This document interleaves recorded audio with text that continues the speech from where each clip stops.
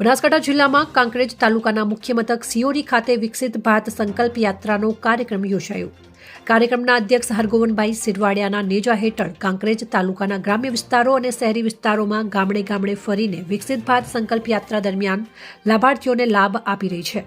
આજે સિયોરી ગામે ઉમળકાભેર સ્વાગત કરાયું હતું. વાત કરવામાં આવે તો દેશના વડાપ્રધાન નરેન્દ્રભાઈ મોદીએ દેશમાં કે ગુજરાતમાં દરેક જિલ્લા, તાલુકા, ગ્રામ્ય અને શહેરી વિસ્તારોમાં ભારતીય જનતા પાર્ટીના કાર્યકરોને સાથે રાખીને તંત્રની હાજરીમાં સૌપ્રથમ દીપ પ્રાગટ્ય કરી કાર્યક્રમને ખુલ્લો મૂક્યો હતો. જેમાં કાર્યક્રમના અધ્યક્ષ હરગોવનભાઈ સિરવાડિયા, પાટણ લોકસભા સહસંયોજક ભરતસિંહ ભટેસરિયા, દિનેશભાઈ ઠક્કર, હંસપુરી ગોસ્વામી, સિહોરી સરપંચ વેપારી એસોસિએશનના પ્રમુખ પંકજભાઈ અમરસિંહ ડાભી, ડેપ્યુટી સરપંચ વજુભા ડાભી, શિવભક્ત પ્રવીણભાઈ કકાની, વનુભા ડાભી, દિનુભા ડાભી, ઉપપ્રમુખ વકીલ એસોસિએશન સિહોરી જીભાભાઈ દેસાઈ, અરવિંદ ગોહિલ સહિત આરોગ્ય વિભાગના કર્મચારીઓ, આંગણવાડી કાર્યકરો સહિત મોટી સંખ્યામાં લોકો હાજર રહ્યા હતા.